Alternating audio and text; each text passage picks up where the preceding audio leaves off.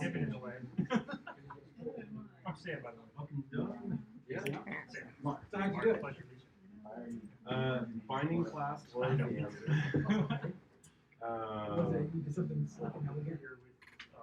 So I had to write a news class. I was trying to work with some existing classes. So I wrote this fake cover class. And then if the venue ID, and like when I click, I select the venue and I pass in the whole object. So these IDs match, then this class or be on that document. And as soon as you click, So then already in that. Well, you've learned since you've been all the way. I don't get me on the other one. That's the selection for this part. So you definitely have one zip right. Yeah. I thought oh, you were like Oh, no, retry. Yeah, just don't even try. No, okay. there's only Oh, that's why I thought you have to. There we go. Right. There's gonna be those salespeople there in San Diego, and they're like, hey, I'll take out so much. I'm like, what's for sure? Started or? But you're nowhere near yours. Huh? Like we're state. Oh yeah. I mean, now my technology started to Do you know which one you selected? technologies come in. I need to learn. I mean, that's the next step. But like first, you gotta be like, I was which one? dead serious. I was like, internet. Yeah, do it. Make it like I can do it. 1 hour worth. How do you still dial up to this? Time to run away real quick, I guess. What? Time to run away real quick. Not too bad. No, it was more like just learning the technology, understand things like that. Well, absolutely, but this is Definitely has to stop. You might say that.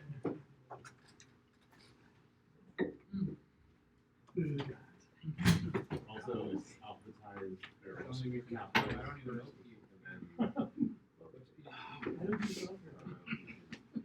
Is it a software thing?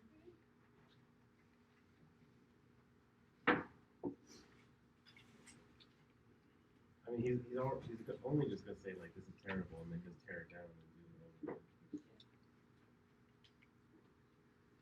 Who's gonna say that? Todd. Probably. I mean, I said it with a smile, but I also believe it. No, what are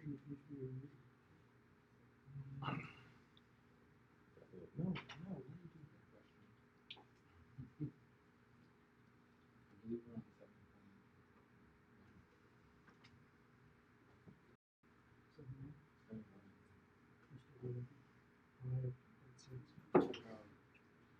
Yeah.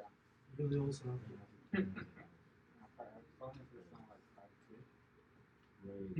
But this isn't like four.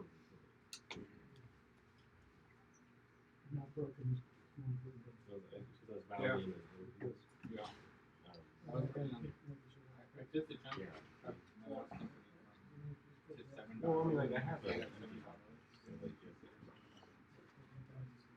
This is what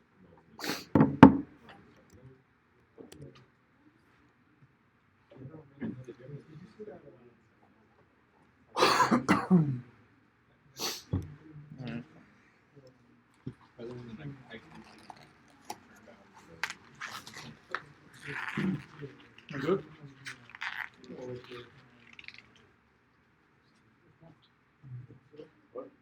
Yeah, much better than serious.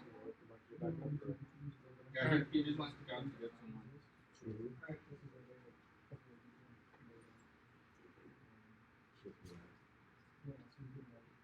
Oh wow.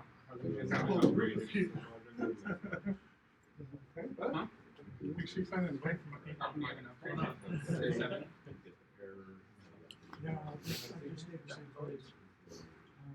I do more planning and most of the stuff I need to do is arms. You don't really need it much more than, you know. Yeah.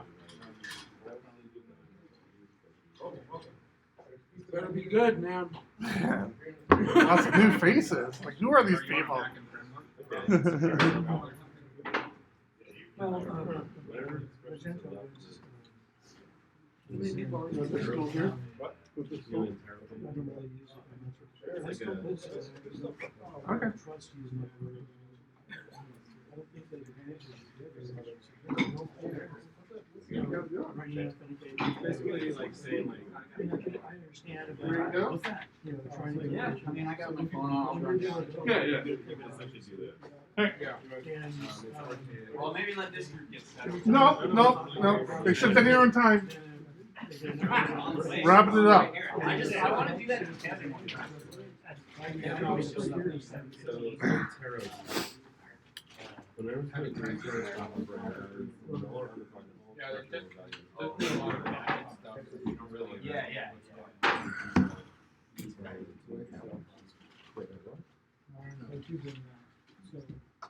Right, but like, didn't we already kind of get that? Yeah, I'm nervous. I'm like, we're at like the 18 mark, 20. I can't talk. So many people. It's like a view meetup. Jeez. Yeah, but I don't count, so.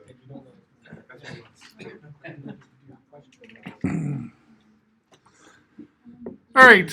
I think we're going to get started here real quick. Take your time, John.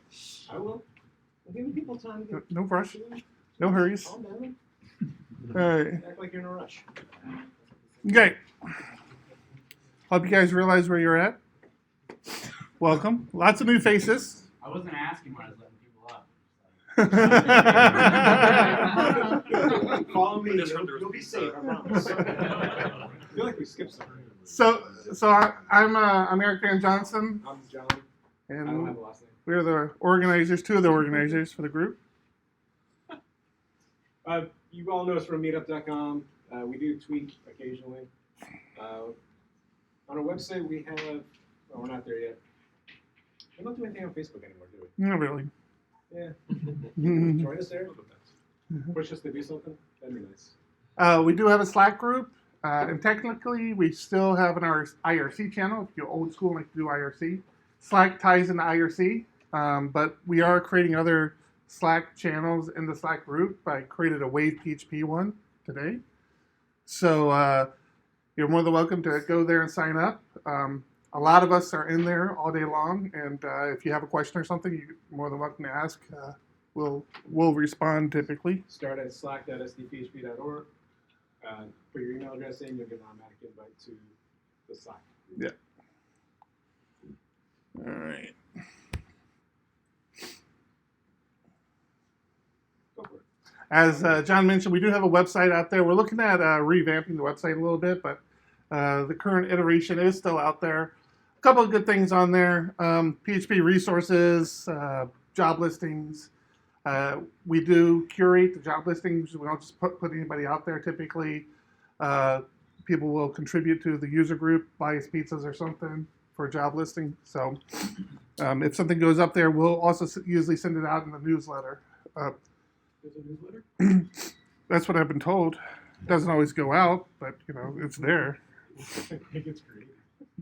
So I don't get a newsletter. yeah, job postings, there are none.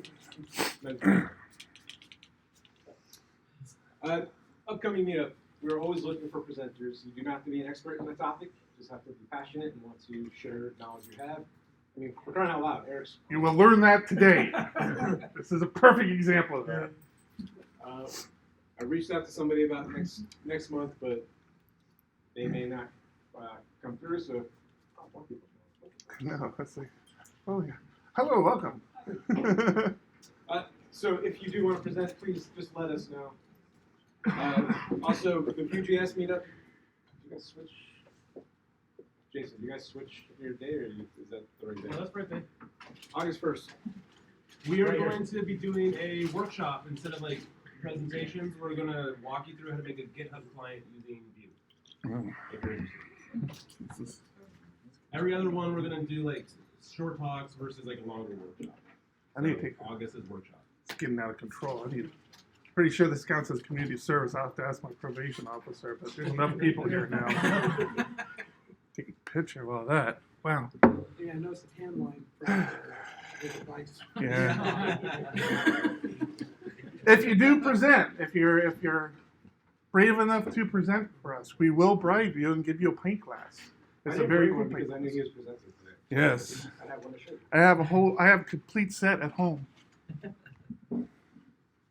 Clip Select all one. A little shameless self-promotion. We have a lot of shameless self-promotion now, by the way. John and I, It doesn't along stop on this slide. with, huh? It does not stop on this slide. Yeah, no, it continues pretty much for the rest of the day. John and I do a podcast, weekly podcast, PHP Ugly. We do it with Tom Rideout, a former member who has since moved to Denver. And then occasionally, John and I do the PHP Architect podcast. It's a monthly podcast we missed last month. Yes, and We're supposed to record today. we're running behind this month, so. The big news, Wave PHP. Who has not heard of Wave PHP? Don't be afraid. What the hell? Jesus. You start hitting the bricks with some So September 19th through the 21st, we're putting on a PHP conference here in San Diego. It's going to be at the Bahia Resorts down in Mission Bay. We have a great lineup of speakers. The schedule was posted on the website recently. We're always looking for. Early birds pricing is still out there. I recommend you guys jump on that because that will be expiring here very soon. It ends the end of this month. This is a list of, I believe, all the speakers. I just want to point out, we do have a couple locals on here, but for whatever reason, this is all generated CSS. For whatever reason, Mark's here, his circle seems to be bigger. I think it's the hair, but the system like does that automatically. All the other circles are all the same size, but Mark's is like this extended circle for some reason. It's got to be the hair, I'm pretty sure. I think it's less text. So So the one thing that is missing from here is our keynote speaker, and we have been teasing that we will be announcing it this week. And so we will be announcing it right now. Or actually, we will let the keynote announce it, I think. If this works correctly. Let's see. Hi there, this is Cal Evans. Join me at Wave PHP as I present one of my favorite talks, Groupies, Roadies, Rockstars, the roles we play in open source. See you there. So Cal Evans will be doing one of the keynotes. We're hoping to have two keynotes. We're still working on a second keynote. But Cal will be doing one of them. We appreciate that. if you don't know Cal, he's considered the godfather of PHP. He's huge in the PHP community. Great guy to follow. Yeah. So, check him And a nice guy who scared the shit out of me in Austin.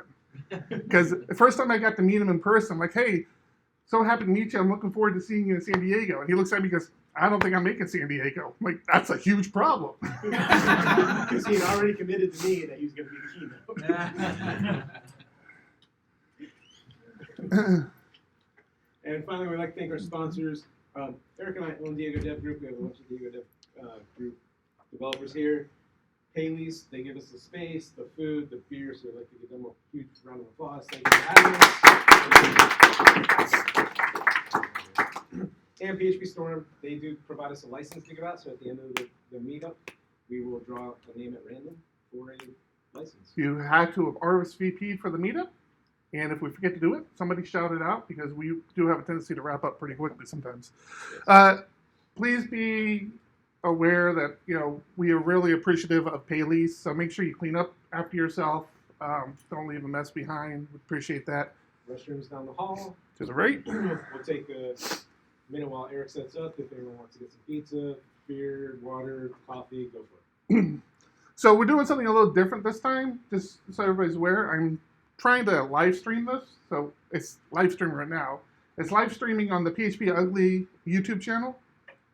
We'll include that in a tweet out later on the SDPHP Twitter handle if anybody's interested, want to go back and look at this talk. But see if you can recognize your claps. All right. Anybody want to take a break here? Or, I mean, I'm ready to jump into this, I guess. Okay. All right. All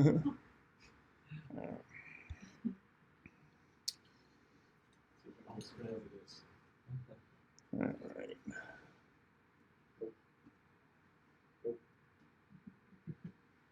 Turn off stuff and So this is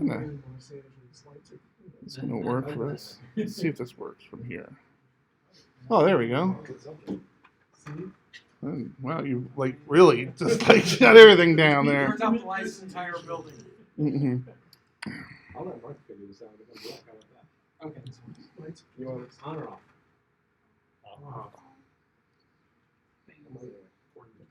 All right, so now that we have lights off and we can't see anybody's face, just real quick, lots of new faces here.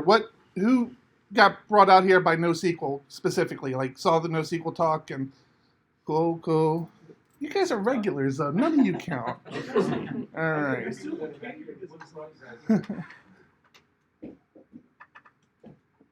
Are you harassing people, John? SpongeBob solution with NoSQL. I had some experience with this job, but I'm just curious what PHP guys do. It's PHP NoSQL. I've been here before. I just like you guys. I'm here with the topic. So. Likewise, I've been here before.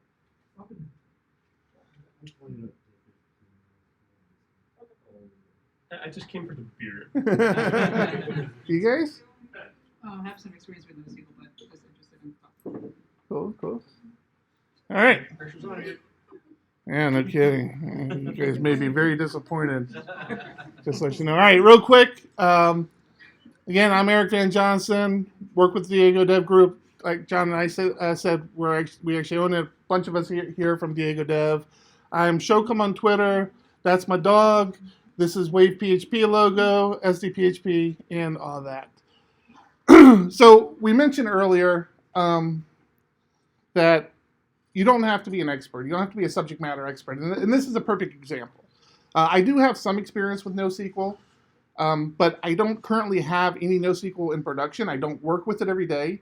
That whole landscape is constantly changing. It's a moving landscape, and we'll talk about that a little bit here during the presentation.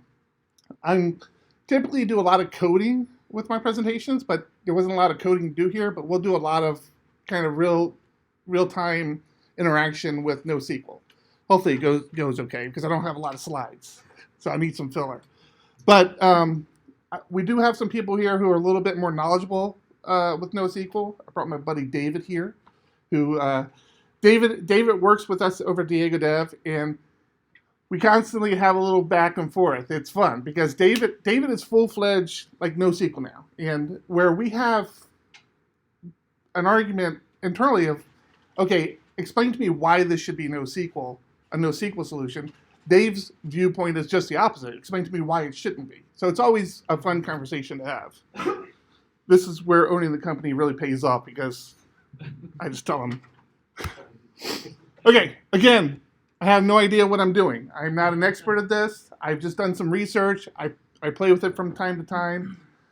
We are looking to implement it with some clients, and we haven't actually done that. I think I stated this before, worked for a company that did have a fairly large NoSQL solution as part of their product. So I do have a little experience, but not a whole lot. 3 database admins walk into a NoSQL bar. A little while later, they walk out because they couldn't find a table. Geek humor. Thank you. That's the extent of the talk. All right. So when we talk about NoSQL, what are we talking about? There's some caveats here, but basically we're talking about a schema-free, non-relational, and I kind of say that with a caveat, distributed horizontal scaling, easy replication, simple API, eventual consistency. You'll hear this a lot, and it's one of the scarier terms that you'll hear if you come from a relational database. What does that mean, eventual consistency? That doesn't even make sense. I don't even like that term, right? But we'll talk through it a little bit, and it is a mindset. I mean, you really have to shift how you look at your data stores, how you interact with your data when you move from a relational database to a non-SQL. It's not as simple as, oh, I did this here, so I'll do this there. It's really a completely different approach. And then typically, NoSQL solutions are base, not ACID. Does everybody know what that is when it comes to databases? It's fine if you don't. We're going to go into it. Okay.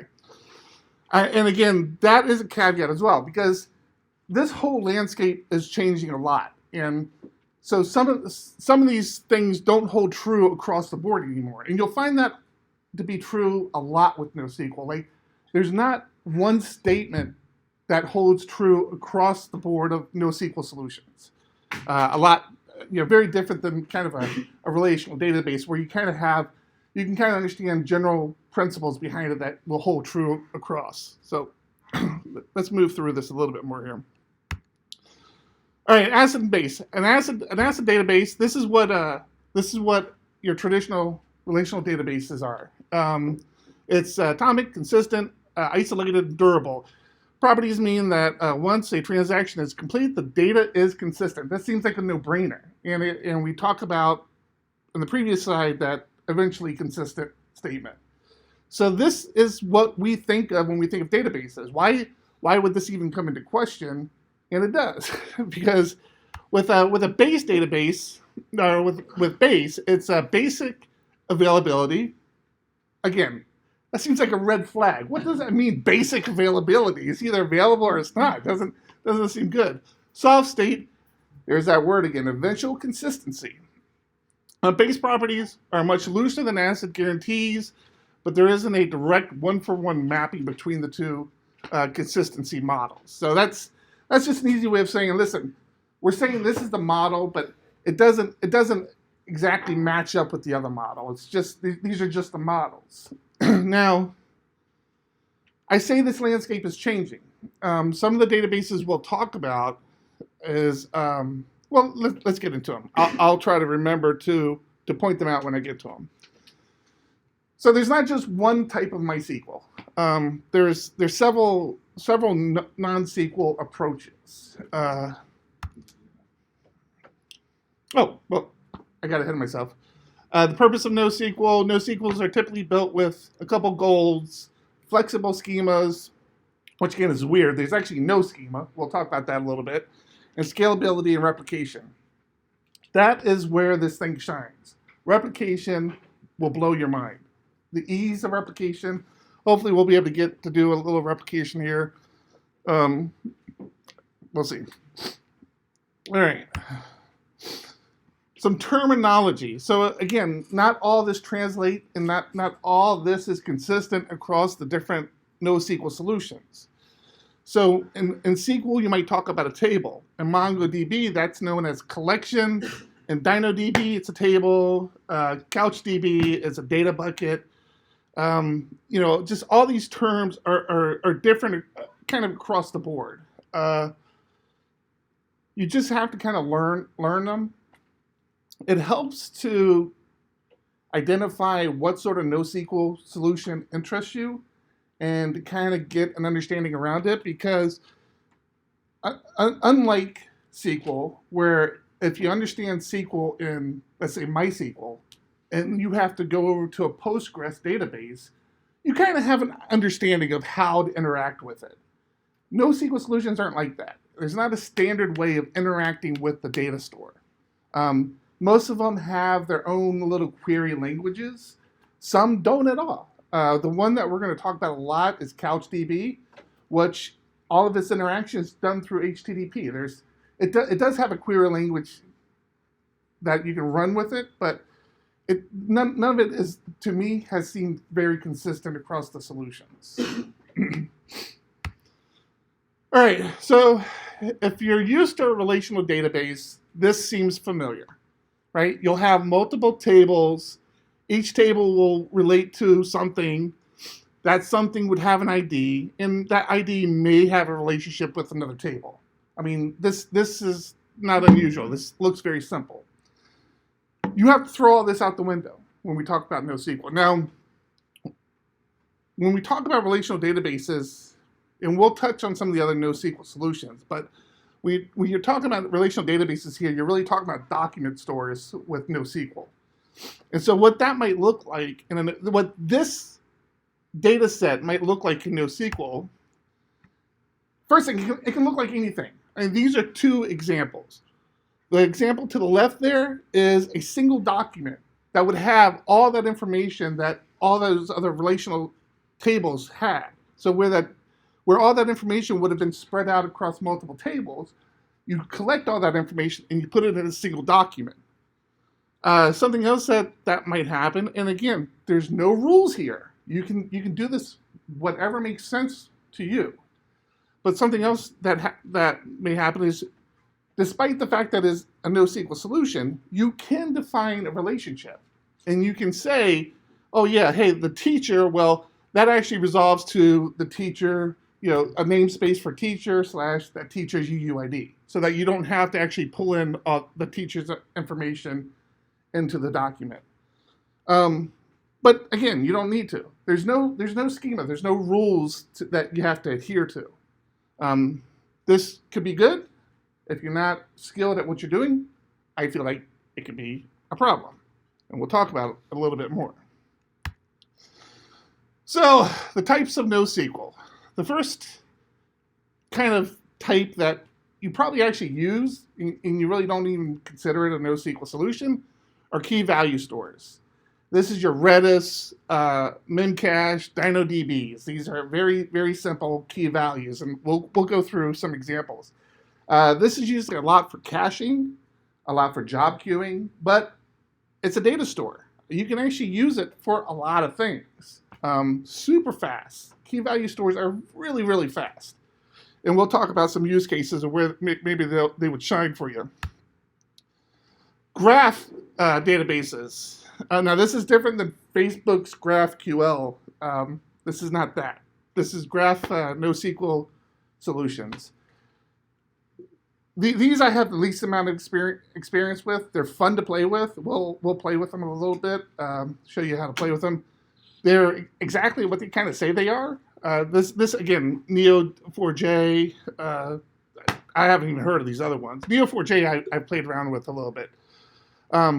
This is good for data that is easier to visualize than to interact with it on a visual field. And I'll show you what that looks like a little bit here in a while.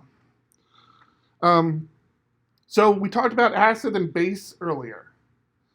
Neo4j is an example of, this is actually an acid compliant database. So the fact that it's NoSQL doesn't mean that there's no acid compliant databases. Neo4j is an acid compliant database. The big one, we'll talk about a lot about document stores. A document non-SQL, this is what you would traditionally think of when you're thinking about a large amount of data.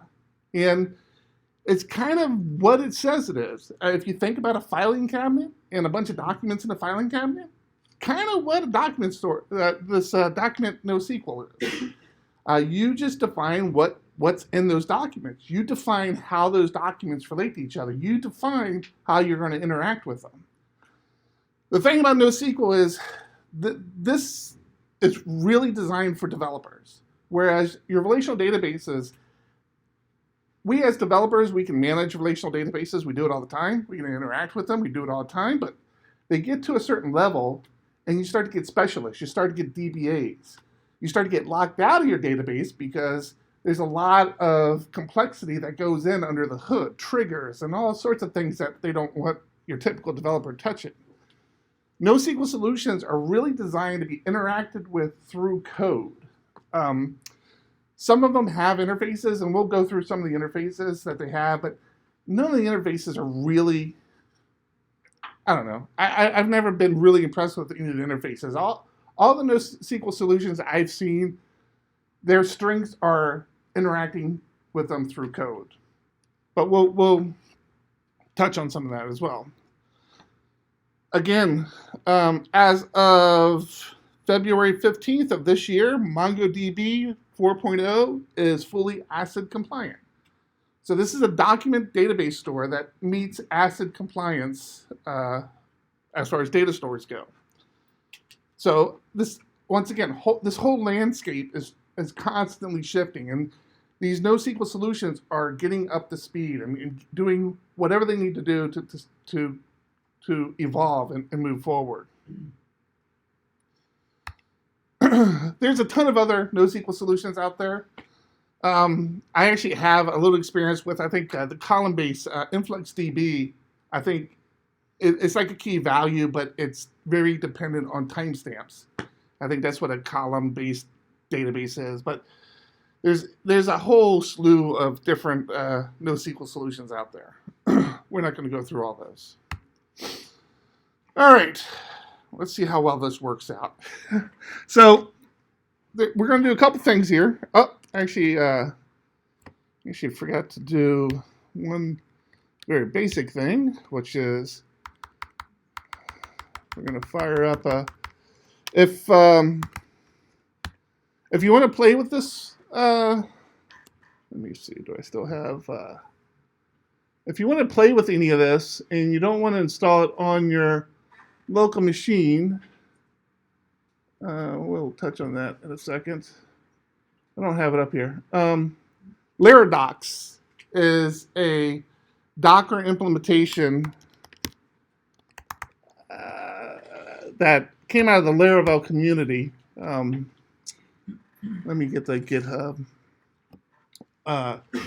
It's a GitHub repo, and if you're familiar with Docker, or even if you're not very familiar with Docker, this is a pretty straightforward way of getting a lot of these services up and running. So you'll see you got Memcache here, you got Redis here, we got Neo4j here, RethinkDB we'll talk about. A lot of the NoSQL solutions are in here. You can fire them up. We'll fire those up here so you can see how that works. Again, this is just Docker implementation. If you want to play with this stuff and don't want to install it on your local machine, this is a pretty easy way to get up and running. So I think actually I need to do. So I'm going to do workspace, rethink, Mongo. That's perfect. So we'll fire these up real quick. Just make it a little easier to interact with the stuff. All right. So all of our Docker containers up and running. We've got some port forwarding going on. Okay, fantastic. All right. Okay, let's start with Redis. Let me get my notes up here because there's a lot to do. All right.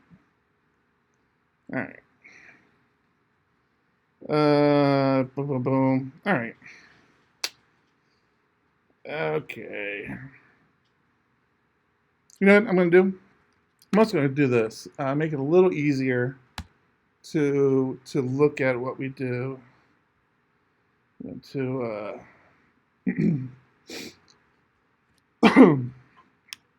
right. So this is a little tool called Table Plus. If you're not familiar with it, it does gives you a interface to MySQL, Postgres, a lot of databases, but it also gives you an interface to Redis. So this allows us to see what we do in Redis. Again, let's see the outline. We're going to do a vi .env. I've got a little Laravel app here. We're not going to use this. We're not going to use this a whole lot. I was trying to do some code, but I couldn't get a lot of it working in time, so I kind of bailed on it. So this is one of the things that we were just talking about with NoSQL Solutions. A lot of the packages that they have out there for NoSQL Solutions, I've been struggling with trying to get them working. Now, some of the solutions don't really require these packages. CouchDB is like, again, if you have Guzzle or any sort of HTTP client, you can interact with CouchDB. So I'll typically write a service around that. But there are packages out there for CouchDB, Mongo. They seem to be used a lot. I always struggle getting them implemented. I haven't had a case where I had to get it implemented. So I'm very much one of those composer required, get it installed, try it. It doesn't work. I'm not going to invest a whole lot of time in it. But there are packages out, but whether they work well or not is questionable. Okay, before we do this, let's go ahead and go to 127.0.0.1. Oh, I forget where we're at here. I think we're 8080 on this one. I think that's the web server. Nope. I think it's 8,000 maybe.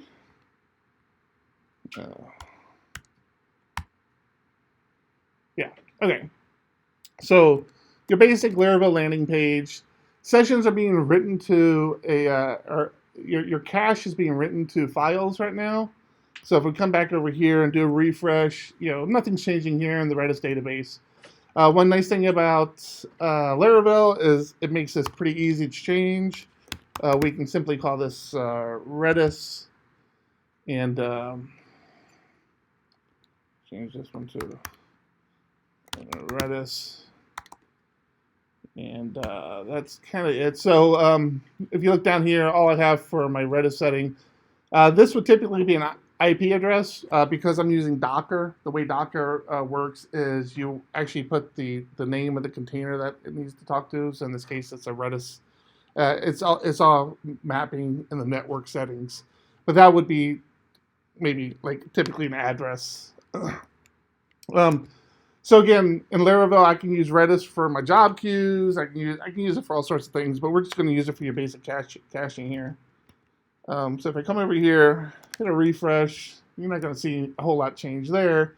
But what we should see now is now this stuff's being written to a Redis database, and we have those values.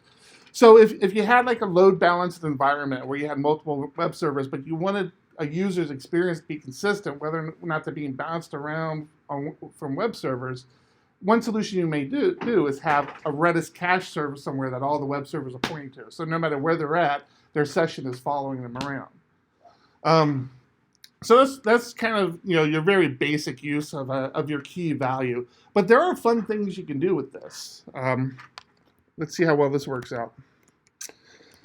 Okay, so let's go and quit this out. I think I can just go from. I don't think I need to log into my because. All right. So we're in the Redis command line now, and it's there are a lot of different things. Redis has a very big library of what it can do. We're just going to walk through some basic use cases. I mean, the most basic is you can set a key. So let's say you had a client here, SDPHP note, and maybe this is a UUID of a client ID or some way to identify this belonging to an individual. And you come over here and anything you want here. Boom, you set that, and that's it. I mean, that's pretty much set. If I do SDPHP note, just do a get on that. I get that. Come back over here. We should see that here, right there. SDPHP note. I mean, about as simple as it comes. Of course, you can obviously reset that value to something else. And that's kind of does what you expect it to do. So if you needed a place to store something really quick that a user is interacting with, and you didn't want it to get lost, this might be a solution you would use. Another kind of cool feature, let's say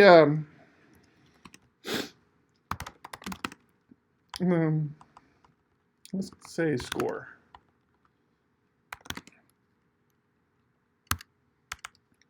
So let's say you have some sort of interface that's keeping score of a user, and you don't necessarily want to write that user's score to a relational database every time their score changes. You just want to kind of keep track of where that user's at. So maybe you would append that score with UUID or something of the user, and set the score. Kind of what you expect, but then you can do things like you can increment score, and does kind of what you would expect it to do. So now score is 101. You can even increment score by, I don't know, 1,000. Right? Yeah, that does not work. What did I do wrong there? Oh, it's actually increment by.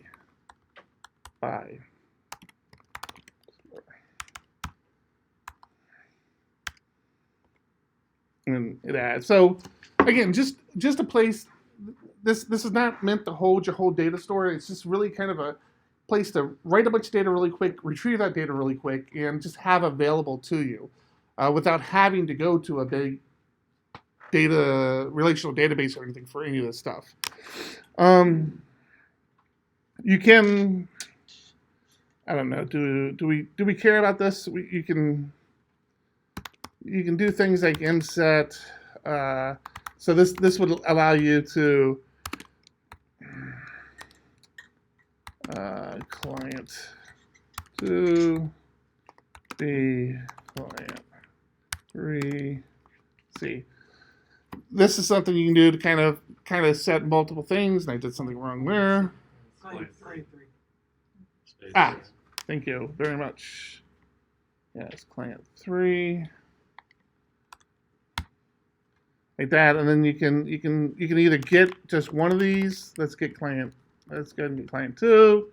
You can do an mget and get client 1, client 3. You know, you just have ways of interacting with data. And like I said, when it comes to key value stores, Redis is kind of the leader of the pack. It has a very big set of things you can do with it. I don't want to spend a lot of time. I guess. All right, I got one more thing I'll show you. Actually, I got a couple. Let me go ahead and show you this real fast. We can. Let's see. Let's expire client 2 in, let's say, in 10 seconds. So what this will do is this will expire the client 2 key in 10 seconds. So if I'm fast enough, I should be able to say client 2. Got it? Got it? And got it. Okay. So you can expire keys, things like that. You could do something like, see if I have this one down right. This doesn't look great. I'll try it here. Let's see, grocery. And let's see, eggs. Will that work? That does work. Okay, so we can do eggs. We can do butter, and then we can do, I don't know. Let's do bread. All right, and then we can go change grocery, and it's 0 to go ahead and get the whole list. So that gives us our list, and then we can continue to add to that list beer, and do the list again. So again, kind of some functionality, that sort of things. A lot you can do there. Fun stuff. If you're not familiar with Redis, I mean, it's one of these little powerful tools we have available to us. Very small footprint, doesn't consume a ton of memory, very easy to use. You know, it's out there. Think about using it. But again, that's only one sort of NoSQL solution here. So, does Redis also offer like cron jobs or something? I'm not. What do you mean? Like as far as like being able to schedule things? Yeah. I don't know. You can set timeouts on any given token. Well, that's what we just did. Oh, Yeah. okay, Yeah. But I think I mean, like, what would a use case be for that? Like, well, let's say if you had like a Linux and you had like a cron job, and then can you do that with Redis? As opposed to like a cron tab to do it all in Redis. I think I heard that one. Yeah, I don't know. I'm not familiar with that, but yeah. Eric, you know, in MySQL and Oracle, you could describe a table and tell you what fields and then what fields you're dealing with. Mm-hmm. How do you know? Like, you put a bunch of fields there. Is there a way to tell what fields you're working with? So, like, if you're going to go and program something, but you want to know what you're working with, how do you know what you're working with? What's inside? That's going to be a good question. Let's hold off on that one till we get to document stores, because that's going to come back and haunt us. Okay, or not haunt us. It's just something we need to be very very aware of, and this is a conversation that we have. But to answer the short question is, you know it's there because you put it there. right? I mean, that's kind of how it works. There's no structure to it, so you have to be aware of what you're using it for. I wonder if there's a way to say list or fields or describe or something. And I think there is that. Okay. Yeah, and again, we still have we have things like this tool here, where I mean, I hit a refresh here. You know, we can kind of see. I don't know about Redis or RethinkDB API, at least in the JavaScript version. You can like list just like, oh, what are the keys? Mhm. Yeah. Actually, and I think it's actually called. It might even be called keys in Redis. No, it didn't auto. Yeah. That's okay, Eric. I can wait. You do like keys with like regex. What's that? Regex. That's the first argument. So keys space. Yeah, I don't know. Asterisk. Yeah, you just capital keys and then you can give it a pattern. Oh, yeah. Like GR star. Star, you think? Star. There you go. And those would be all the keys. Yep, those are all the keys. Perfect. See, we figure things out. We're smart. Okay. So that's introduction to key value stores. How are we doing? Wow, this took a little bit more time. I thought I'd be done by now. All right. So we're going to move on to graph. Again, this is the one I have the least experience with. Fun to do. We'll experiment a little bit with it. Use cases. I mean, I can make up some use cases, but I have never really had a reason to implement this yet. So, does anybody have any experience with Neo4j? Have you really? Nobody? I've looked at it a little bit. Yeah. All right. So let's check it out because this stuff is fun. I've never even heard of it. No? All right. But we're talking about like Neo4j is what we're looking at the like nodes, edges, stuff like that, right? Yeah. See, I've worked with that pattern, but not. Let's see here. Let me grab my URL here. Oh, Like with using nodes, edges, the kind of thing. All right. So there is in that Lara docs there was a Neo 4j install. Actually, I need to. Let's get an exit out of this. Do our Docker PS again. And let me do a quick. Need my ports. Where's does the by 4J is I need that second port. 7474 is what we want. So the kind of the very cool thing about Neo4j is that it has a lot of really cool tutorials. So what do we got? 127.0.0.1. What did we say? 7474? Do I have extra dot? All right. So this fantastic. All right. So they have a lot of really cool kind of tutorials. That this is the tool. This is the interface that comes with Neo4j that you can actually just walk through yourself. So you do. So this is like a movie graph, right? You can read all this. This all gets fun to read. Eventually, you'll get to some code. So we'll click on this code. So this is the SQL language of Neo4j. What this is doing is this is creating a bunch of records and a bunch of relationships between those records. And then the way it displays it is what's really cool.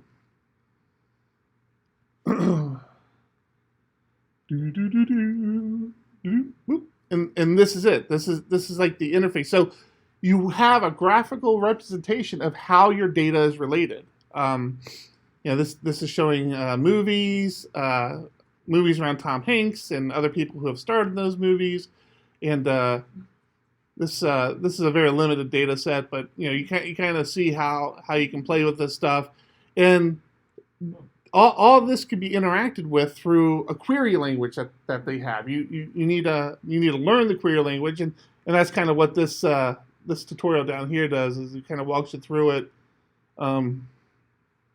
So this is so we'll hit that, and you see it actually puts it up here. You run it, and we got to go up to the top, and that's just kind of gives you your results. So the Neo4j is fun to play with. Again, you can kind of come up with some really cool ways to use this, especially if you have non-technical people that have to interact with a lot of data. But it does seem like it's a lot of work. But it's fun. If you don't want to actually get a Docker installed, if you don't want to do Docker, they do have a service out there that allows you to create sandboxes, and that can kind of be fun. Here we go. Neo4j.com. You go in here, and it allows you to, not sure, okay. What? All right. Okay. I get it. What? Okay. I know, I missed that. Terrifying. What's really cool with Neo4j, you'll see here with like the Russian Twitter trolls, what they'll do is when certain events happen in the real world, they will start to collect the data, and they will create data sets for it and allow people to interact with it. And it's really neat because, like the Russian Twitter trolls, that's a very big one to look at, but it gives you, again, that visual representation of all that data, and you start to see how things are connected, and it'll connect out. I mean, it goes pretty far out. Yeah, let's see. Let's start now. Can we start now? Yes, this is... Mark, what did you do, man? So this usually works. Apparently not working now. Yeah. So. Yeah. Exactly. So I'm glad I showed you what it looked like in Docker, because this is not working right now. But typically, you can click on any of these sandboxes, and it'll populate all this data for you and walk you through the tutorials on how to navigate. Fun stuff. I don't have time for this. This is too much for me. So. I got a question. Have you seen a good engineering reason to use a graph-based database other than visualization? Or I don't really understand what problems it's really going to solve for me. Yeah. Actually, yeah, the node, it's the whole node idea, because it uses the edges to count everything together, so you can group lots of documents together, and so you can actually very quickly jump from one document to a related document, just because you know where the edges are, something like that. From a performance standpoint, is that better or worse than just a similar NoSQL solution? I guess, yeah, probably is, especially with the database documents. Yeah. Is any of us good with like a three-dimensional hierarchy? What's that? Like my SQL's not very good with a three-dimensional hierarchy. Oh, I see. Yeah. Yes. Like I said, I started messing around. I started looking at the so, and I messed around with the node, that whole node in edges with document storage idea before, but not in a proper. All right, so we're going to move on to document stores. This is, if you're working with a lot of data, if you're used to working with relational databases, this is kind of the sweet spot, right? This is where we start to really talk about unstructured data, unstructured information, and how you manage that. So, it was asked earlier, how do you know what's in a document? You have to, as a developer, so this is very focused on the developer. And so you have to understand, as a developer, what you're putting in documents. Not only what you're putting in documents, and again, this doesn't hold true across the board, but a lot of these NoSQL solutions don't have like data type restrictions. Some do, some do not. So like if you want to put something in and you want to make sure it's a phone number, or if you want to put something in, you want to make sure it's a integer, a number. You have to do that in your code. MongoDB, I think, offers some solutions to allow you to do some sort of validations and data integrity, but really the burden's on you as a developer of making sure you manage what's going into the documents and making sure that that data integrity that you're putting into the document is good. And that's a big responsibility. This is where you want to make sure you have good developers who have good practices, who aren't cutting corners, because it's very easy to cut corners with NoSQL Solutions. And you don't want to do that. The one I kind of always find myself gravitating back to is CouchDB. We will get there. We'll touch on a couple of other of the document stores, and you kind of see how the tools are different between one and the other, and how the query language is different from one to the other. And then eventually we'll get to CouchDB. I seem to think, like, in my head, I had a plan for all of this, but I'm kind of winging it at this point, so hope you guys can't tell. Okay. All right. So we're gonna talk a lot about Wave PHP. So let's go and get to our data samples. One nice thing about a lot of these, let's go speakers. One nice thing about a lot of these data stores, document stores, is although they have different query languages, although they have different ways they approach things and how they handle stuff, basically most of them adhere to one standard, which is everything's just JSON, really. I mean, the way you interact with stuff is they're just JSON files. So I have a lot of been doing a lot of work with Wave PHP. We're getting excited. It's right around the corner, and we're looking to leverage some NoSQL for a couple of little projects we have around Wave PHP. And once I created, actually, before we even get to that one, yeah, once I started creating the documents and once I had them in a JSON format, moving them to the different solutions was pretty simple. I mean, I have a JSON. So let's kind of start with the easy stuff, the stuff that you don't need to install anything and you kind of get up and running pretty fast. Firebase. Firebase is cool. This is a service you can take advantage of. It's owned by Google now. Google bought them a year or two ago. I've been playing with this for a while, and this is actually where I started with the Wave PHP stuff. Wanted to get all the information out there. So the way you do NoSQL is really open to you as a developer. You have a few restrictions with Firebase because I'm cheap and I'm not paying for it. So I only have the one database. So I have the one database now for Wave PHP Conference, and I have schedules, speakers, sponsors, and talks in there.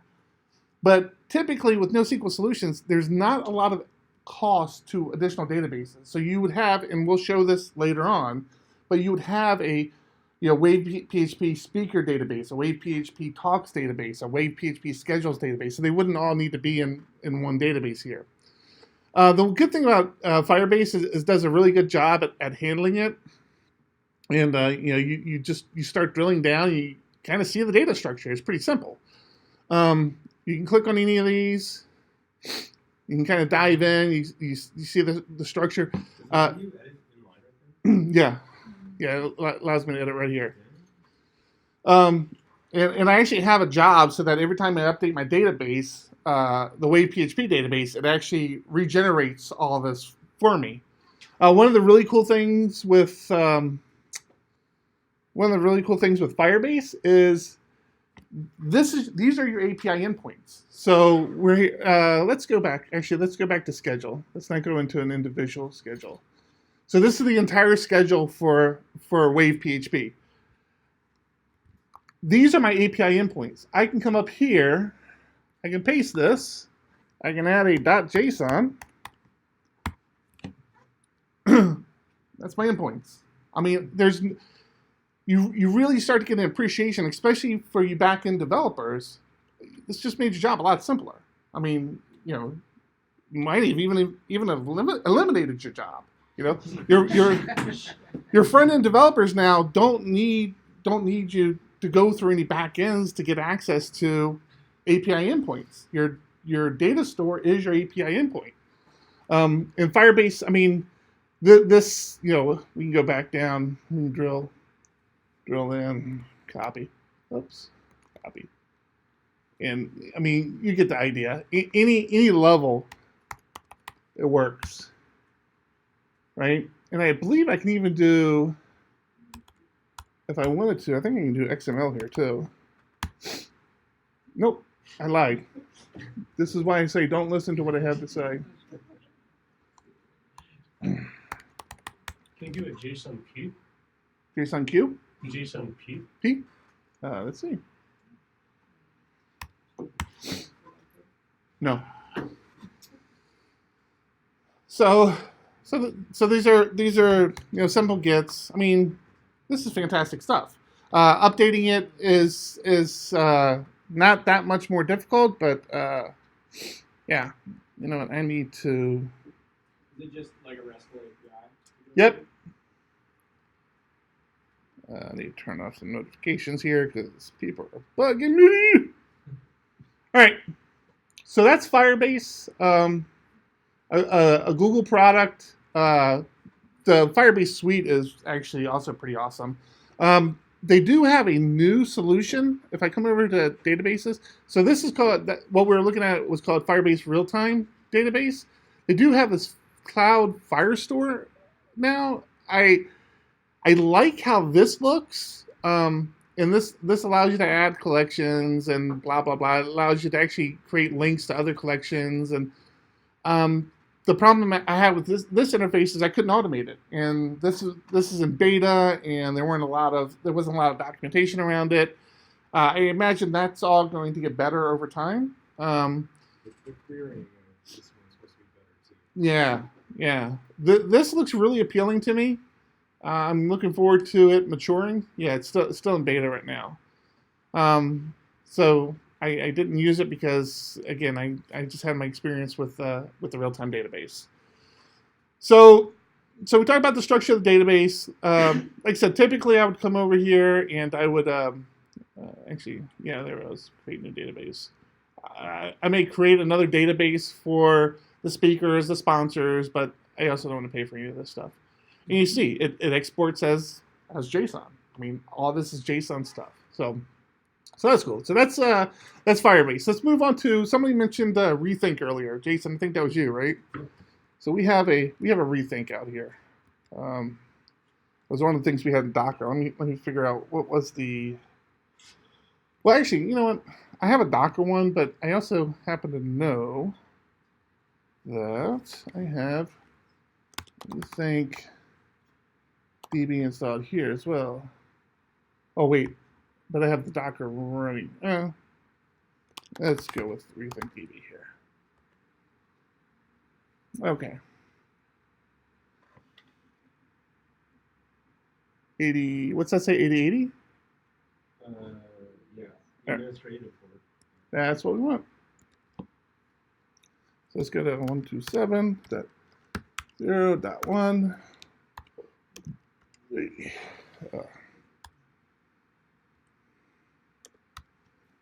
Daryl, this would be like if I could have my transition glasses working, it would be so much better. Yeah. All right. So this is Rethink DB. Again, you're going to start to see some consistency around here. I'm not going to spend a ton of time here, but just kind of walking you through. This would be an example of where. So Rethink kind of tries to give you more of that relational database feel. So it has things where you do create like what they call a database, and then in that database you'd create what they call tables. So we'd have a speaker table, speakers table, and a talks table like that, and then again, we can import. Well, let's just do it. Let's import some. What could possibly go wrong here? I don't know. So we're on speakers. I think I have some code snippet here somewhere to do some importing.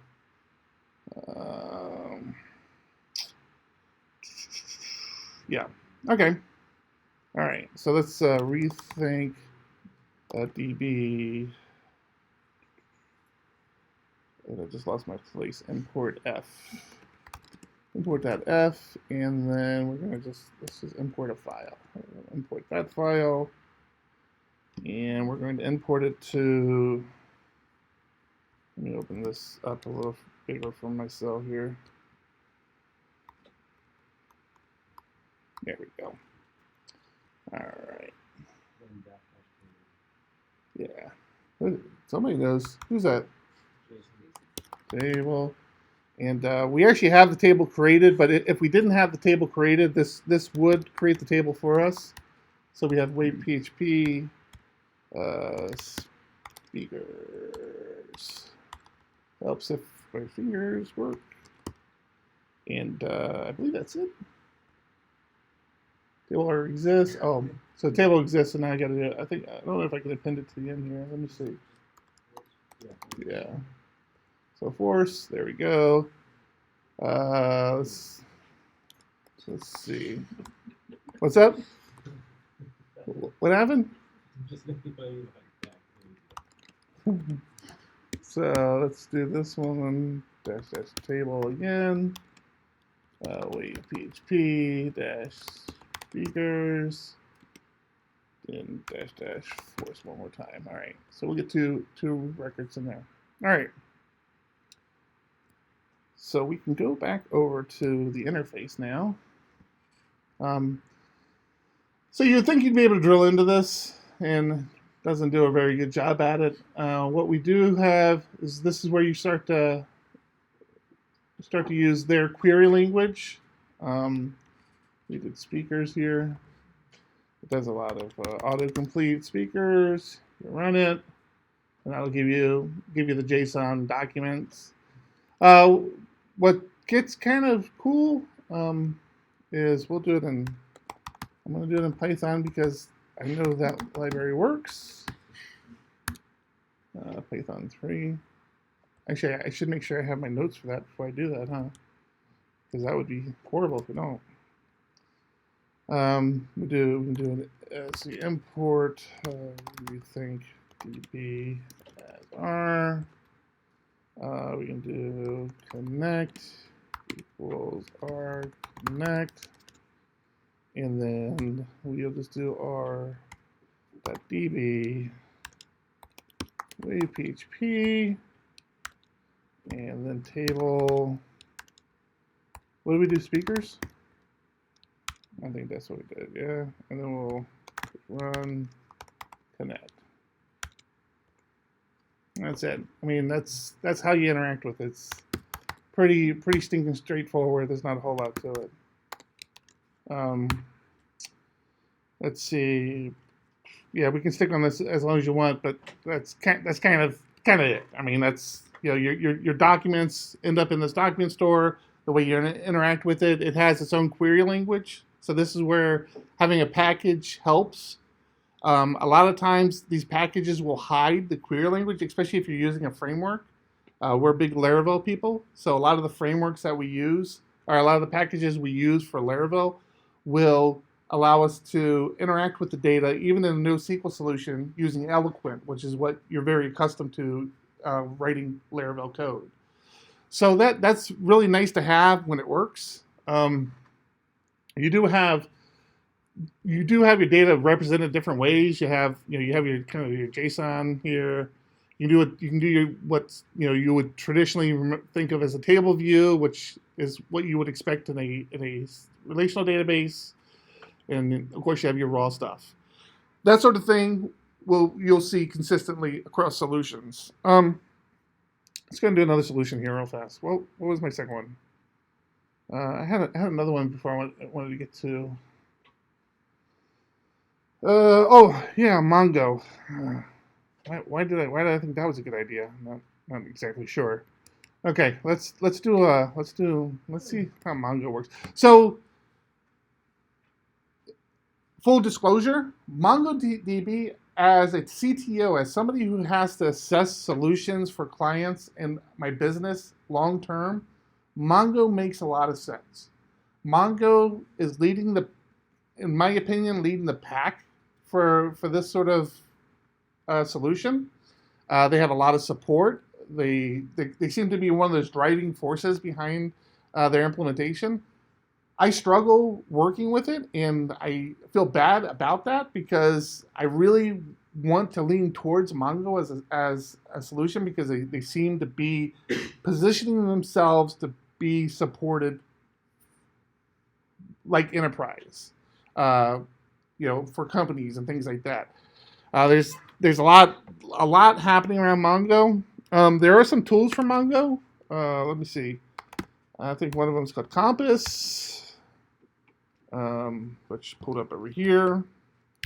Throw that over here. So Compass is the tool that comes from Mongo themselves, and it's pretty straightforward. I mean, not a whole lot to it. You just connect. That's it. You're connected. You see, we can create our Wave PHP database here.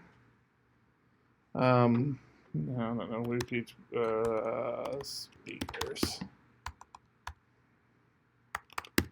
speakers and create, and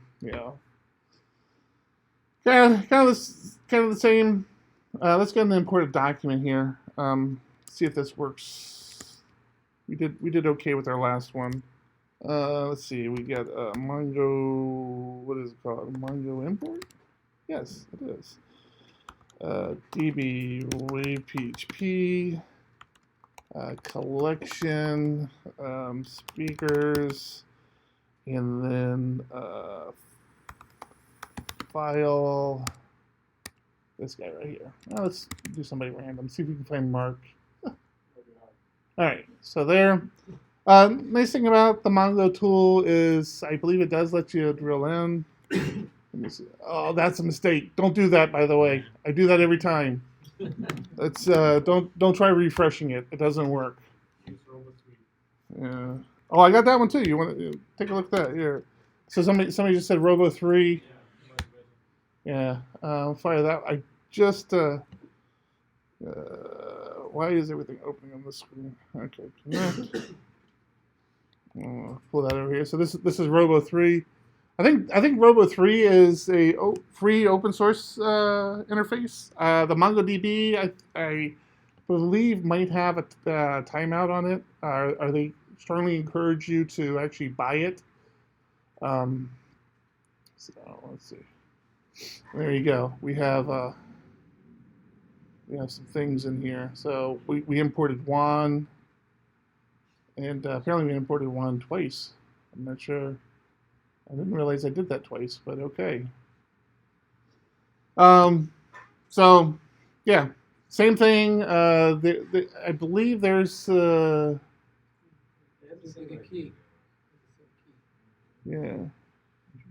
Yeah. So again, there's some of these don't have restrictions. You got to manage it yourself. Right. This is what we're talking about. You can get yourself in trouble. Actually, go back to your other tool. See if Okay. Let's get this guy. Wave PHP. Yeah, it's only in here once here. Yeah. So and again, this has that nice little table view. What's that? Eventually consistent. Yeah, eventually it'll be consistent. Yeah. It'll eventually all pan out. We still need to touch on that. We'll touch on that here with our next one. So we're gonna talk a little bit about Couch. Let's go ahead and close this stuff down because Couch is a lot of fun. Okay, see, we'll quit this guy.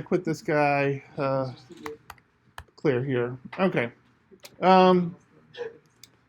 So for Couch, unfortunately, Couch doesn't have Couch does have a Docker container if you want to run Couch through Docker. There's not a Couch DB Docker container in Laradox. I happen to run it locally because I'm using it a little bit more and more. So, and I actually have it open right here.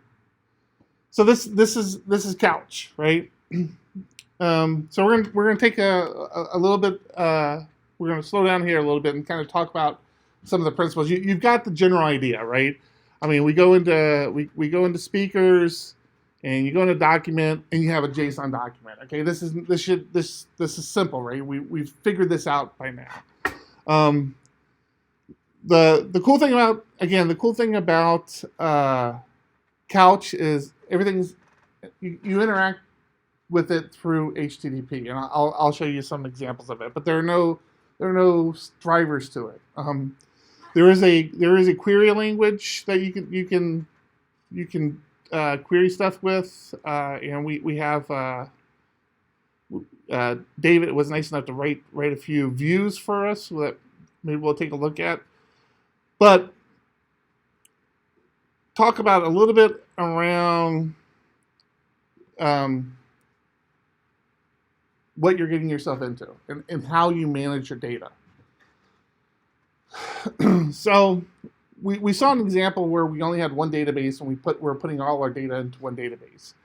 And that would be this example right here, for example, where we have the database of Wave PHP.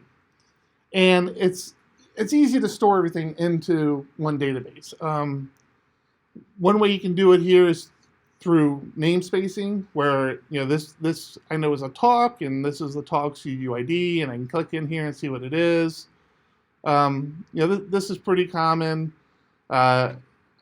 This talk document actually has all the talks in it. Normally, you wouldn't want to do this. This is a lot to have to parse through every time, but I don't know. Maybe you do want to do it. Who am I? I'm not here to judge. I'm not the SQL police because this is a NoSQL solution. But you can implement this stuff however you feel. Whatever makes sense to you as a developer. But this is where I really want to caution you on remembering how bad of a developer you are, and remembering that other people need to be able to interact with these data sets. So it helps to really understand your data. We were talking about this earlier. Really understanding your data and how that data is used. But the strength to this. So the example we were walking through earlier is we were talking about having, and if you've worked with relational databases long enough, you've had this happen, where you have your data structure. It works for 99% of your records, 99% of your clients. It works, but you have that one client, that one edge case that needs an additional field. And you're stuck with this dilemma of, okay, do I add this one column that will impact maybe 5% of my data, but I have to add it to this entire table because I need that information, or do I create another table to host this additional data? Or how do you do that? How do you manage that? Well, in a NoSQL solution, that's a no-brainer. I mean, you just add the data to that document. I mean, there's no restriction there. The only thing you have to have an understanding or have to have your head around as a developer is how do you know that data is there, and how do you interact with it? How do you go to retrieve it when you need it? So that's one thing to take in mind. I mentioned earlier about how databases in NoSQL Solutions are not the same as databases in a relational database. You try to have one database and all your tables that belong to that data set in that database all in the same database. NoSQL Solutions, that's not really a requirement. You can have individual databases for individual data types. So in this scenario, I have a database for my schedule. I have a database for my speakers. And I can easily interact with the other databases if I need to, but I don't typically need to because all the information I need for the speaker is in the speaker document. If I need the talk information, well, I would go to the talks database, and I would pull up the talk. And yes, will I, in this case, do I have redundant information because I have the speaker information in here as well? Sure, I do. I chose to do that. I chose not to have a reference to another database in here. Again, you need to know your data. You need to know how often your data changes. You need to know what your risk of where a speaker might get married and you have to change a last name. Well, in a NoSQL solution, I might have to have the forethought to do that in a couple places. If I don't create a relationship, but I can also, as I showed you earlier, I can also create a relationship. I can just say, hey, this speaker is living in this database and this is their UUID, and I know from a programming perspective that how to go to retrieve that information when I need it. That's all kind of cool. Do these databases resolve those relationships for you, or you can ask it, or do you do separate? So Couch does not. Some of them do. I believe Firebase does, or at least the new Firebase does. So you would resolve it in code, right? You would have to know to resolve that in your code. So the other really cool thing about this, and I hope I can demonstrate this, is replication. So replication starts to blow your mind. So this is where eventual consistency comes into play. Because in a NoSQL solution, everybody can have a copy of your data store. Or everybody can have a copy of a view of your data store. So let's say we're creating a mobile application and we want to give that mobile application a limited view of the schedules. We can create a view in here that the mobile apps are able to keep in sync on their devices. What's really cool is, and let's take this a step further. Let's say we're creating an administrative mobile device where I need to, since I'm an organizer, I need to be able to, in real time, update a schedule on my mobile device. It's actually updating the database it has internally. And if it's online, it will sync almost instantaneously. I mean, it happens, it's syncing diffs. It's very much like a Git repo or even like a Dropbox where it syncs the diffs. It's super fast. But if I'm not online, it will continue to keep its database updated. And then when it gets online, eventually the databases will be consistent. All the databases across all of them. So because of this low footprint, because of how easy this is to implement and how easy it is to replicate, and again, we'll show you this in a second. Let's say you have 20 web servers, right? Each web server can have its own copy of the database. You don't need a centralized database anymore. And all the databases will replicate each other. All the databases will keep each other in sync. If you have a scenario where you have a laptop, like right now, you'll see I actually have replication to a server I have at home. All the changes I make here, when I get back on my home network, will replicate to my server at home. And we'll even try to get replication running on a server we have out there. A very simple implementation of a replication, I'll show you what that looks like. I have a WavePHP schedule, that's schedules, where I have speakers, sponsors, and talks. So what I'm going to do real fast, I'm going to create a local database, schedule, target database. We'll say new local database. We'll call it WavePHP schedules, and we'll just do a one-time sync. We'll start replication, and it's done. And before I can even get over there, and before I can get to the speakers and schedules, where's it at? I don't see it! Where is it at? What did I do wrong? Oh, schedules. Damn. Before I can get to it, everything's replicated. I mean, it's really that fast. And you kind of expect this, right? This is all local. You kind of expect this. So let's see if I have access to one of our remote servers, and let's see how well this works out. So what we'll do is we're just going to SSH to a DAdev web server. And I think it's this web server I put it on. Fantastic. Please notice patch levels up to date. Thank you very much. So we're going to go ahead and start the CouchDB out here. And hopefully this is running. So let's come over. Let's go ahead and close this guy out. Close that guy out. We'll keep that wave PHP up there as a subliminal message every time you guys look up. And we'll go to couchdb.ddev.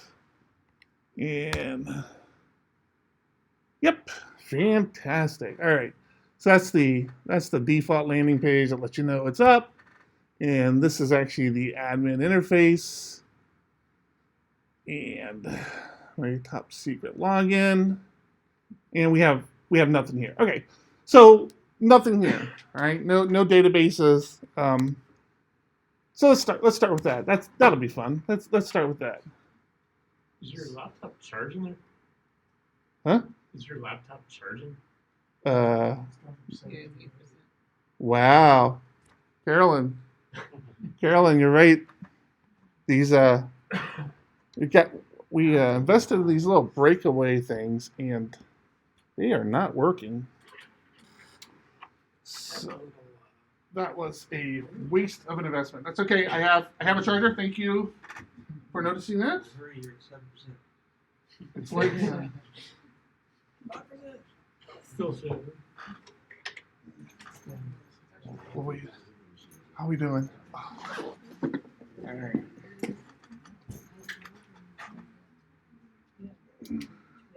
I got a question while we're reading. You mentioned that all these different data stores have their own different language or query language. Is there any kind of movement to start standardizing around that, or is really everybody's doing their own thing? I'm not aware of any effort to do that. You're starting to see some consistency around JavaScript as kind of their interface to the query language, but I don't know if that's like an intentional effort people are making or if that's just kind of where everybody starts leaning towards. All right, so we're at 8%, so we are going up. We're in good shape. Thank you. Okay, so what were we going to do? We were going to come over here and so we're going to set up a replication. So let's set up. We'll just go ahead and do schedules, I guess. Let's start with schedule. So we don't need this database anymore. Schedule can go away.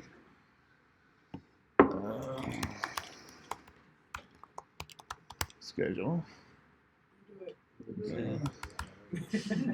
Schedule. There you go.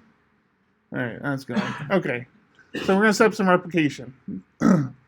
So again, this is my replication to my home system. This is the replication we just ran, which is completed. We don't need that one anymore.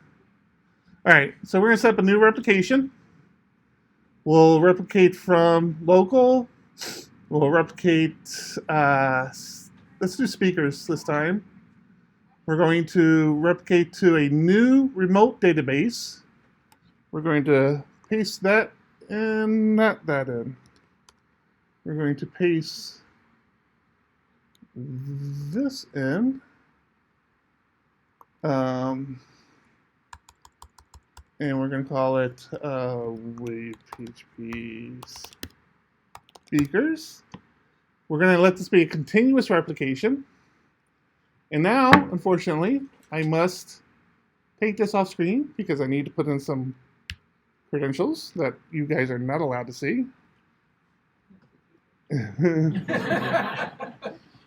Let's see.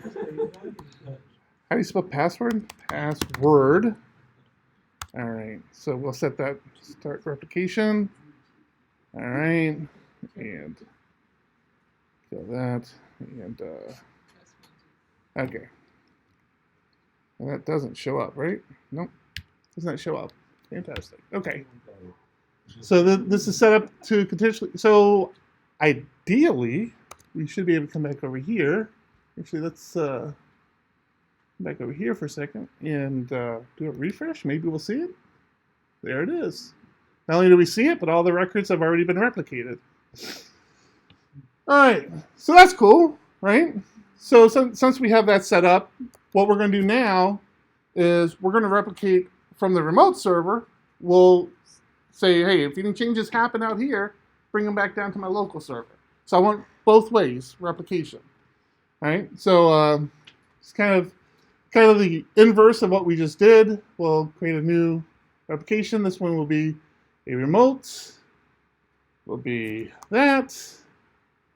And it was PHP speakers. And we're going to bring that into an existing local. PHP speakers. We'll have this be continuous. And bring that back over here so that I can do my secret stuff. And I'm watching you. I'm recording everything. That's not going to work. It's All right. You're streaming this, right? All right. It's on Twitter. All right. Okay, so we should have two-way replication, and let's go ahead and test that real fast. Let's take a minute here and put that back up here. All right. So this is local. This is remote. We'll open up a random thing. All right. So what you'll notice over here are these revision numbers. This is where it's tracking how many times this record has changed. So for example, this record has changed 5 times, and this is a little hash for it. We'll drop it to any one of these. So when we make an update to this, we'll see this revision number get updated. As a matter of fact, we're going to go in with the top one so that when we come back over here, we will see the top one as well. So let's go over here. Let's go to speakers. Okay, so let's see how fast this happens. Okay, exactly the same. All right. This won't update in real time. We'll have to do a refresh. I won't even refresh it. I'll just click on the document. It happens pretty quickly. So we'll see how that works out. So we come in here. Let's just take anything. I can't even see my cursor right now. We'll say boom, boom, boom, boom, boom. And then we'll save this document. And then you see this incremented to 6. And we come back over here really quick, and we click on this really quick, and boom, the data is already. So if we come back out, you'll see this revision number. Oh, well, actually you saw it in there, but you'll see it here now. Revision number 6. The second line over there is also the revision number. And this I mean, again, we can add stuff here. So let's say I hate that touch keyboard. I hate this thing. All right. Let's go up here and say, I don't know, food, beer. This guy only drinks beer. All right, so let's put that in here. So we just added data, and again, that might be an example where none of our other records have any sort of food requirement. All right, but this one record, I have to have this one requirement that I need to capture. So again, now we're local. So let's go ahead and save that. You'll see that incremented to 7. We come up here really fast. We do a refresh, and that's already incremented to 7, and that data is already there. So you see how fast this replication is happening, and you can again add multiple servers. So if you think about having a data set on a handheld, even if that handheld is offline for a majority of the day, the moment it gets online, boom, it's syncing up. Maybe it syncs up with one server. That server then populates that information out to the other servers. It all happens very fast. Does it keep timestamps for each column or each attribute individually, or does it replace the whole document? No, it's just doing diffs. So there are no timestamps. And are you standing couch? Huh? It has the revision. Yeah, Right. that's what I was wondering about. Revision and the hash. Oh, the revision and the hash. Right. Got it. Right. created like 4 and then sort of attributed. Right, and so this is where that eventual consistency comes into play, because you can actually have data stores that are completely offline, that are unable to synchronize to get your data to get your data clusters consistent, but eventually it'll happen. Now there is, if you've worked with Git long enough, if you've had Dropbox long enough, there are conditions where conflicts happen, and conflicts can happen here as well. There are ways that you address it. There are ways that you resolve it. That's out of my skill set. I mean, we can talk about it. I think, David, you might have some experience with that, right? Yeah. So it first tries to compare the revision, the first number in the revision, and if 2 people modify the same file, they're never going to have the same hash, because the hash means a lot of things about kind of like timestamping, what's in it, all that stuff, and it'll mark it as a conflict. Depending on, so Couch tries to do what it does very well, and conflicts are something that they can't figure out, and there's no AI here or anything, right? So it's going to just mark it, and then you're going to have to dip it and figure out, oh, these 2 things changed. You can see the data sets and you can present it to the user, or you can try to guess at which one you think is the better one. It's all implementation specific at that point, based on what you're doing. Now, is it being marked in the UI, or how do you know that that conflict has occurred? Not here in the UI, because this isn't actually Couch. It's Futon, which is a Couch viewer. Right. But in Couch you can, as part of that, yeah, I know exactly. They have a lot of little jokes like that. Yeah. Yeah, if you go to the Couch site, they have a lot of jokes about why these is called a Couch. So anyway, there's it's not the query language, but through the RESTful interface, you can query the conflicts for a particular database. You can diff like the different fields, but it's going to stop short of doing it for you, which is kind of what you want, because If there is a conflict and I try to get that data, am I going to throw errors in my code? Or? No, so what it does is it takes a best guess at, so if you're querying for a particular document that does have a conflict, it will take a guess at what you want there, and then it's up to you as the implementer to notice that those conflicts are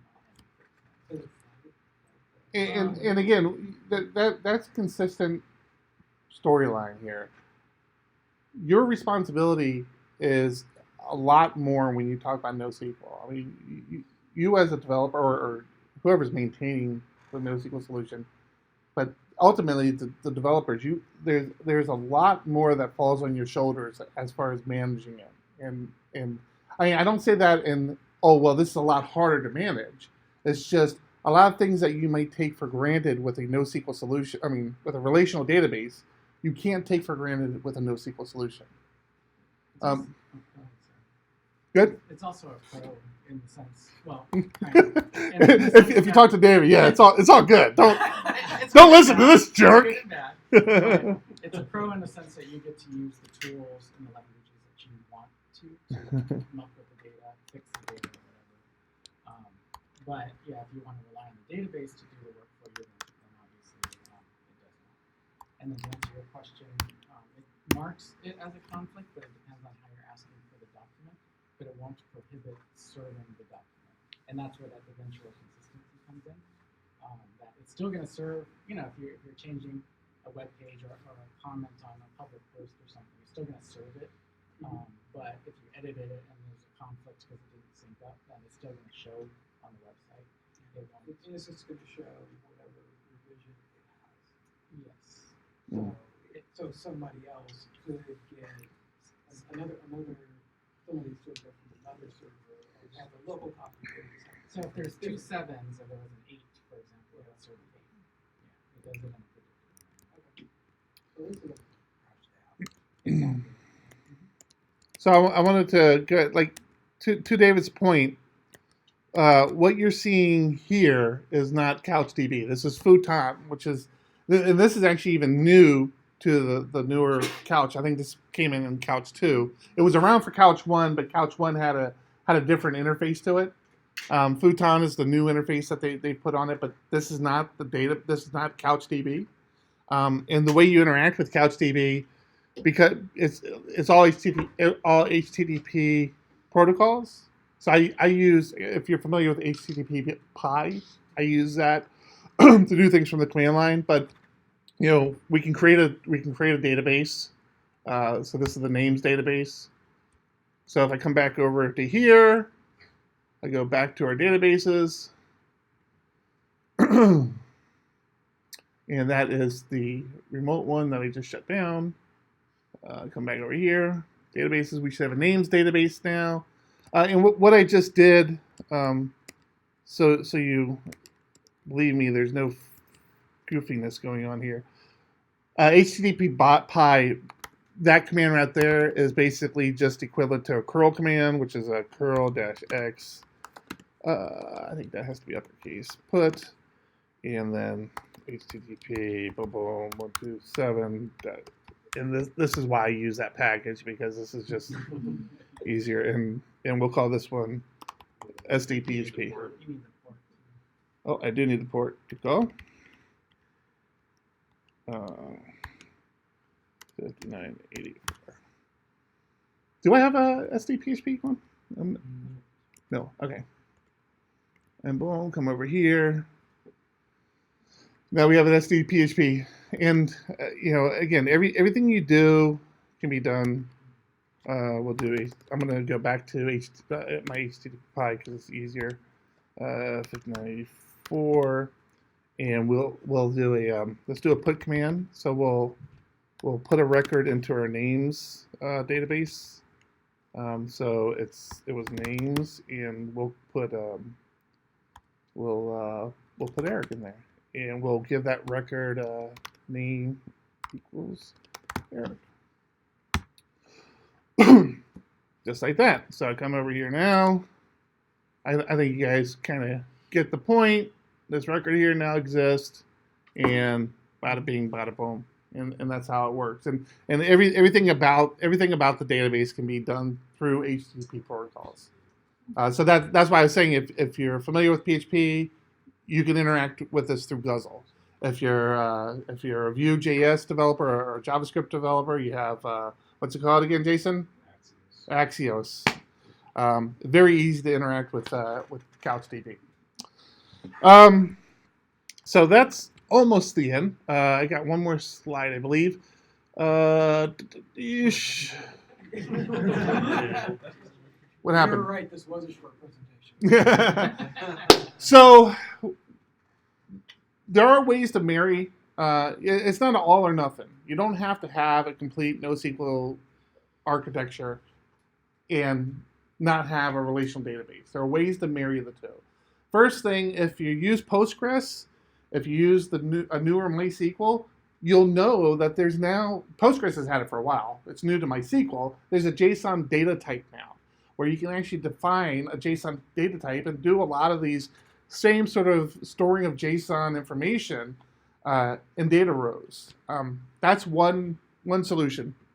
My plan, and what we've been implementing with one of our clients, are UUIDs. That's the key component to me. I can have UUIDs in my relational database, and then I can have that data represented anywhere I want, as long as I have that UUID, as long as I understand how that data relates back to me. So I can have a relational database that has all my users defined with UUIDs, and then I can take those UUIDs and I can create documents for those users.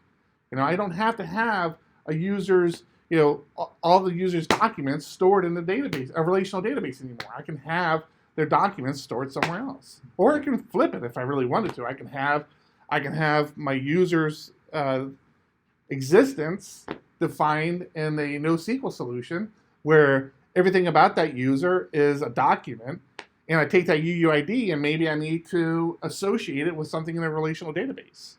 I mean, it's not that hard to blend these two worlds together. I've been looking for good business use cases for NoSQL Solutions, and I think that we as a team have really been anxious to get there, but we've been cautious as well. We want to make sure we implement it correctly. So I totally see us in a year or two having, on some level, NoSQL Solutions as part of our toolkit. It seems like a no-brainer. It's where this stuff is evolving to. But yeah, that's it. That's all I got. Thank you.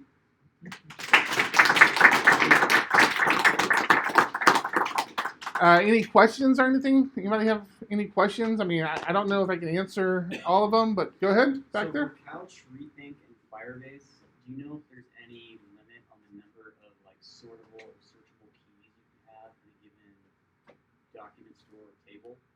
I mean, I'm sure there's some theoretical limits, but I'm not aware of any. So in Amazon, DynamoDB actually has a 5-key limit, and I think that's just due for performance reasons and distribution, so they can make it work really fast. But it's super annoying, so that's why I was curious. Yeah, I mean, David, are you aware of any? It's implementation specific because of performance reasons, like you stated. Couch doesn't because the indexes are written to a file. Yeah, generally it doesn't, I guess is the answer. But it depends on what they're trying to solve. That's why each solution has kind of pros and cons to what you're trying to achieve. Some are faster, some are, better at managing history, John, like Couch. You want to turn the lights on for me, please?